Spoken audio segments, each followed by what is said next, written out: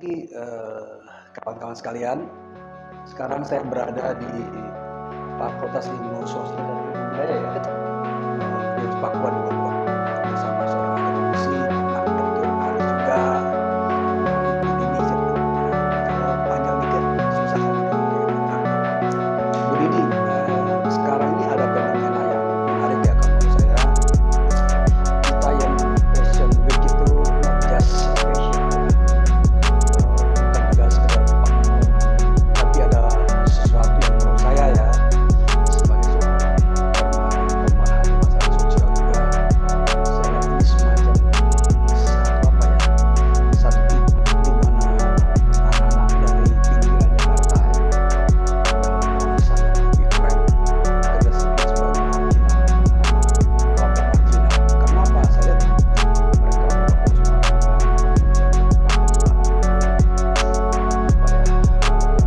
kita melihat sebagai satu organisasi, tetapi ini gerakan mereka, geliat mereka itu sudah begitu dalam tahap yang luar biasa. Mereka punya merek tersendiri. Ini seperti gerakan sosial menurut saya. Saya sadari ada bagian dari keterpurukan, dari kemiskinan, bahkan negara kalau menurut saya kalau bisa dibilang ya. Saya kira dia menjadi satu tren orang menunjukkan orang mungkin kalau bijak marah sama terus kemudian buat kondisi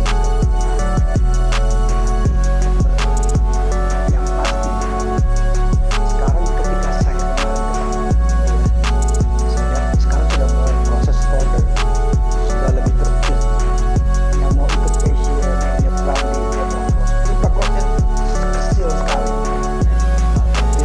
mereka harus daftar, jadi ada sedikit organisasi, tidak banyak, 5.000 ya, suatu menurut saya, tapi ya itulah barang dari institusi sosial.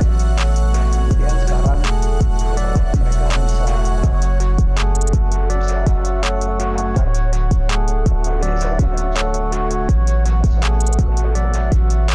dan kemudian fashion ditampilkan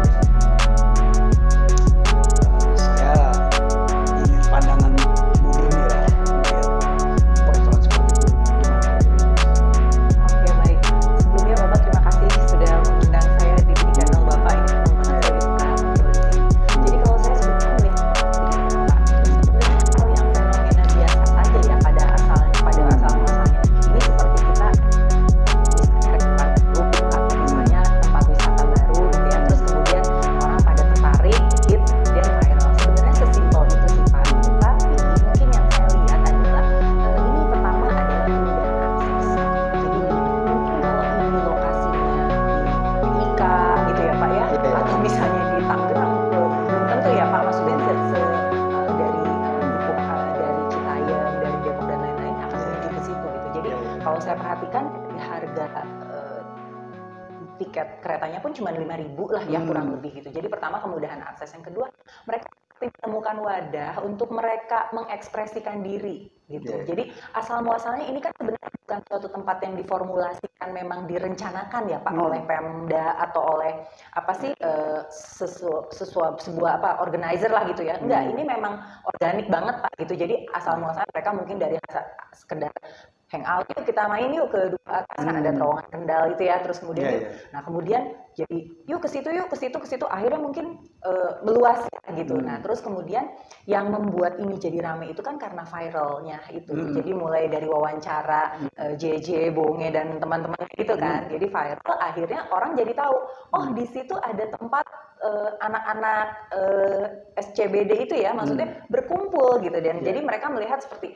bajunya unik-unik, oh ya udah malah dijadikan seperti tempat wisata. Kalau saya sih melihatnya seperti itu. Jadi kalau saya pribadi sebenarnya pada asal muasalnya melihat itu sesuatu hal yang biasa aja gitu asalnya. Tapi nah masalah terjadi ketika misalnya kok mereka terus-terusan nongkrong gitu kan ya. Jadi baru ketahuan kan kok nggak sekolah gitu kan. Terus kemudian kok minat gitu kan, terus kemudian kok sampahnya banyak gitu. Nah, itu menjadi masalah sosial gitu. Jadi ketika sebenarnya mereka hanya butuh wadah untuk berkumpul, bersosialisasi, menurut saya, dan kita juga pernah muda ya Pak, menurut saya itu hal yang wajar gitu. Tapi ketika efeknya gitu, jadi baru kelihatan kok nggak sekolah apa segala macam. Nah, itu mungkin itu yang jadi keresahan masyarakat, dan menurut saya pemerintah sebenarnya harusnya sudah mulai ikut campur dalam hal ini. Iya.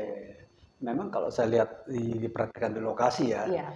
Jadi sesuatu yang buat saya semacam simbiosis ya antara kelompok anak-anak ini ke pemerintah segala macam. Pemerintah di sana tuh menyiapkan tempat vaksin, tempat swab, macam-macam lah di situ ya. Saya lihat sendiri. Kemudian juga ada dinas perhubungan untuk mengatur parkir, ya, ada yang dinas lingkungan untuk kebersihan segala macam. Artinya sekalipun pemerintah terlibat ya masuk di dalam area itu, tujuannya satu sebetulnya yang saya lihat efeknya positif ya.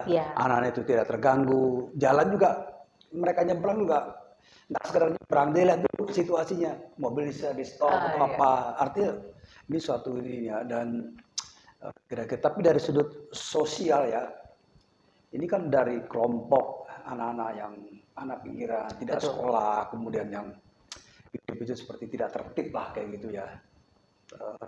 Apakah memang ini semacam suatu penyaluran yang akhirnya mendapatkan tempat kira-kira gitu ya. Kira-kira gimana Ibu lihat itu? Iya, kalau saya melihatnya seperti itu ya. Mereka itu seperti butuh tempat mungkin untuk menyalurkan di ekspresi tadi mereka gitu. Tapi menurut saya sebenarnya kalau memang diwadahi dengan baik gitu ya, maksudnya ya tadi diatur oleh pemerintah, ada aturannya gitu. Karena menurut saya juga melihat Dinsos sudah mulai masuk ke situ ya. Mereka juga mulai mendata gitu. Sebenarnya kan malah jadi ketahuan ya Pak gitu. Kalau dulu mungkin mereka nongkrongnya nggak jelas kemana, Dinsos juga susah melacaknya. Kalau sekarang kan mereka bisa melakukan survei gitu ya, mereka bisa melakukannya tadi yang Bapak bilang vaksin dan lain-lain. Kalau menurut saya sebenarnya ini malah bagus sih Pak kalau misalnya terorganisir dengan baik gitu, seperti itu. Saya sih melihatnya kaum ya yang sebut saja tadi Bapak bilang termarginalkan itu ya, mereka kan juga butuh tempat ya Pak gitu. Kalau misalnya kalangan menengah ke atas, mungkin mereka bisa ke mall, bisa ke semua mall dengan mudahnya ya Pak, dengan akses keuangan gitu. Kalau mereka kan hanya modal dengan 5.000, tadi minum kopi dan lain-lain itu Starling dan lainnya, mereka sudah dapat apa ya? Buat mereka itu sudah kebahagiaan anak-anak itu. Jadi kalau saya sih melihatnya ini hal yang sangat lumrah gitu ya. Tapi asal kita sebagai apa ya? Pemerintah lah maksudnya, mereka harus bisa mengorganisir ini dengan baik gitu. Karena kalau dibiarkan Pak, itu efeknya yaitu tadi macet, terus kan tadi katanya sudah mulai ada isu kemana-mana katanya LGBT apa segala macam ya. Nah mungkin sebenarnya kalau misalnya diorganisir dengan baik, media juga memberitakan halnya yang positif terus, saya rasa ini malah bagus sih, jadi bisa gerakan sosial yang baik. Iya, tapi ada satu sisi juga tuh. Misalnya anak-anak daerah pinggiran ya kan, status ekonomi yang rendah ya kan, kemudian juga itu sekolah. Ini apakah satu gejala umum ya di mana orang-orang tinggal daerah pinggiran yang terpinggirkan gitu kan, kemudian mereka tidak sekolah, tidak punya income, akhirnya mengamen kan gejalanya kayak ini atau jadi itu kan kelompok pengamen ya. Mereka mengamen dari tempat-tempat anak putus sekolah kelas 3 ya. Iya, betul. Kelas 3 ya. Kelas 3 tuh at least mungkin sekitar 10 tahun. Sekarang 16 tahun. Ya. Jadi apakah memang menurut pemahaman Ibu, pengetahuan yang Ibu miliki ya, apa memang polanya seperti itu? Termarginalkan, putus sekolah, kemudian lari ke jalan, mencari survivor for life ya. Kira-kira gimana Ibu? Baik, jadi begini Pak, ini ada satu hal yang saya khawatirkan gitu. Saya khawatirnya mereka mengidolakan bonge ini, maksudnya mereka kan berpikir kalau mereka menjadi bonge, mereka bisa jadi selebgram lah ya istilahnya ya Pak. Padahal kan bonge itu one in a million ya Pak, nggak semua bonge beruntung gitu Pak. Seperti bonge itu beruntung. Jadi mereka kan itu yang menyebabkan anak-anak zaman sekarang itu bukan hobi, cita-citanya pengen jadi YouTuber. Karena mereka pikir dengan jadi YouTuber, bisa gitu kan, misalnya akan pasti sukses gitu kan, AdSense akan tinggi, padahal kan belum tentu ya Pak, kita cari itu tuh susah gitu loh Pak, pakai proses. Nah menurut saya, yang saya khawatirkan mereka meniru bonge dengan harapan mereka kan jadi seperti bonge, padahal tidak gitu loh Pak. ya kan?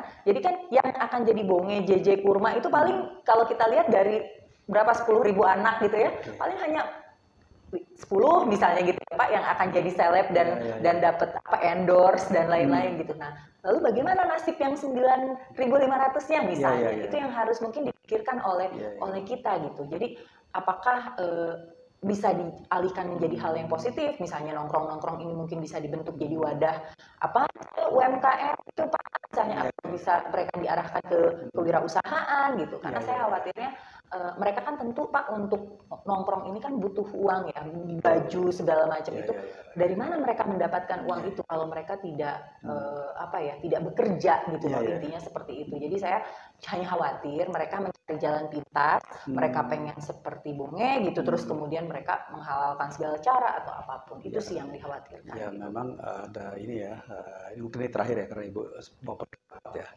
Jadi saya lihat begini, kelihatannya sudah ada satu pola. Ya. Ada pola terbentuk di tempat itu. Anda yang saya ikut passion, ya kan? Ini produknya. Ini duit 200.000. Ya. Kita mulai ada pola seperti itu. Nah, atau wawancara TV. Betul. Kamu saya wawancara ya, 100.000. Betul. Tapi sekali lagi kan kapasitas untuk menampung seperti itu nggak besar. Ya nggak besar. Mungkin juga barangkali memang ada satu upaya ya, saya nggak tahu kalau di luar negeri ada pola semacam ini. Tapi yang Ibu tawarkan tadi ya, misalnya ada UKM segala macam. Tempat itu menjadi semacam ajak promosi. Dan anak-anak ini menjadi pelaku dari promosi.